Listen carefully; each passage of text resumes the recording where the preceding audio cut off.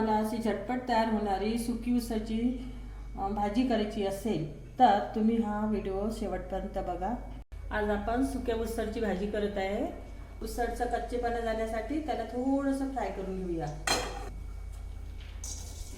त्यामध्ये मीठ घालते, हळद थोडी परतवून घेऊ। आता यामध्ये पाणी घालून 5 मिनिटं वाफवून घेतो। आपली उसळ छान शिजलेली आहे। आता याला फोडणी करूया। आता कढईमध्ये जवळजवळ 2 चमचे तेल टाकू। जिरे मोहरी, कढीपत्ता, लाल मिरची, कांदा, लसूण आलं पेस्ट,